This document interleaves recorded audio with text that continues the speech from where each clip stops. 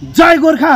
आज समस्त दार्जिलिङ, कालिम्पोङ, खरसाङ लगायत डुवर्स र नर्थ इस्टको सबै गोर्खे सन्तानहरूलाई म बिन्ती गर्दैछु आज यस भिडियोलाई अन्तिमसम्म हेर्नु होला, किनकि यस्तो एउटा कागज लिएर यस्तो एउटा प्रुफ लिएर आएको छु जुन प्रुफले बताउँछ कि आज हामी गोर्खेहरूको आफ्नै देश इन्डियामा कतिको भ्यालु र कतिको सम्मान छ भनेर आज म तपाईहरुलाई यो भिडियोमा छर्लङ्गै देखाउन गइरहेको छु। त्यसैले सबै गोर्खे सन्तानहरूलाई म एकान्तमा विवेकको तर्फबाट जय गोर्खा र सबैलाई नमस्कार।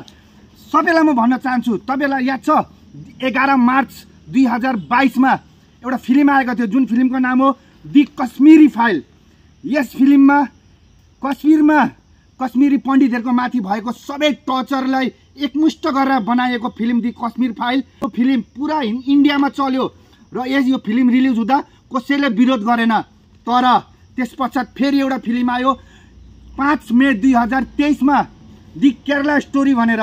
यो मुभीमा केरलामा कसरी केटाहरूले, मुसलमान केटाहरूले हिन्दू केटीहरूलाई डाइभर्ट गरेर कसरी टर्चर गर्थ्यो त्यसको माथि बेस्ड गरेर एउटा फिल्म बनिएको थियो जुन फिल्मको नाम हो दि केरला स्टोरी। यो फिल्म पनि पुरा इन्डियामा चल्यो।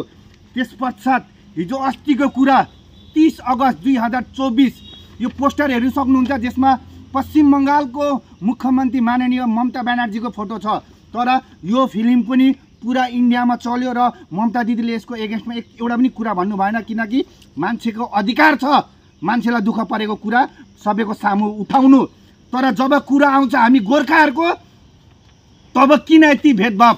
20 डिसेम्बर 2024, 30 अगस्त 2024 दि डायरी अफ वेस्ट बेङ्गलको ठिक 3-4 महिनापछि एउटा फिल्म रिलिज हुन गइरहेको छ जुन फिल्ममा हामी गोर्खे सन्तानहरूको 1986 मा भएको घटना जुन चाहिँ कालिम्पोङ र दार्जिलिङको गोर्खे सन्तानहरूले हाम्रो पुर्खौलीहरूले जस्तो दुःख गरेर लडाइँ गरेको घटनाको माथि एउटा फिल्म बनिन गइरहेको थियो दि बम बहादुर चलचित्र जब रिलिज हुन गयो तब यसको माथि धेरै रोकफेट आयो। आज हेर्दा 7 महिना भयो गोर्खे सन्तान हो, तर यो फिल्मले अहिलेसम्म रिलिजको डेट पाएको छैन। किनकि यो गोर्खाहरूको आवाज हो।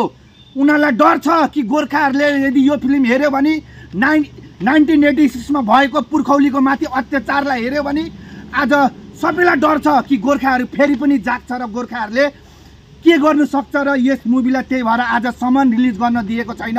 जबकि दि केरला फाइल, जबकि दि कश्मीरी फाइल, जबकि the diary of West Bengal यस्तो सबै घटनालाई एक ठाउँमा राखेको फिल्म हेर्दा लिएर सबैको दुःख, जब कश्मीरी पण्डितहरूको दुःख देखाउन सक्यो, जब केरलामा भएको हिन्दूहरूको माथि टर्चर देखाउन सक्यो, जब पश्चिम बङ्गालमा भएको राजनीतिलाई देखाउन सक्यो, तर जब कुरा आयो हामी गोर्खाहरूको 1986 मा भएको तब यो गोर्खाहरूले ठाउँै पाएन।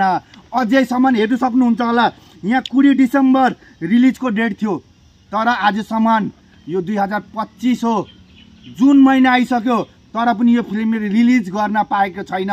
र यसको माथि म सबै गोर्खे सन्तानहरूलाई भन्न चाहन्छु, आउनु हामी एकमुष्ट भएर फेरि पनि यो आवाजलाई हामी दब्नु नदिउँ। किनकि केरलाको पण्डितहरूलाई जब टर्चर भयो त कश्मीर फाइल बन्यो, जब केरलामा हिन्दूहरूको माथि टर्चर भयो त दि केरला स्टोरी बन्यो, पश्चिम बङ्गालको राजनीति जब यताउता भयो त्यतिखेर the diary of West Bengal बन्यो। तर जब गोर्खाहरूको माथि टर्चर भयो र गोर्खाहरूले सबै कहानीलाई एक जग्गा सत्य घटनालाई राखेर एउटा फिल्म बम बहादुर चलचित्र बनायो, तब त्यो चलचित्र आजसम्म सेन्सरले पास गर्नु दिएको छैन।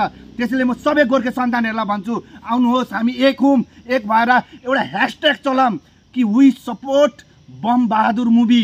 यो ह्यासट्यागलाई नबिर्सिनु होला। यो ह्यासट्याग चलाएर हामी सरकारलाई हामी अपिल गरौँ कि हामीलाई पनि अधिकार छ कि हामी पनि बम बहादुर चलचित्रलाई हेरेर हाम्रो पुर्खौलीले लडेर आएको लडाइँलाई हामी हेर्न पाऊँ र बुझ्न पाऊँ। त्यसैले सबै गोर्खे सन्तानहरूलाई भन्छु, we support Bam Bahadur movie ह्यासट्यागलाई हामी चलाऊँ। जय गोर्खा, जय हिन्द, वन्दे मातरम, भारत माता की जय।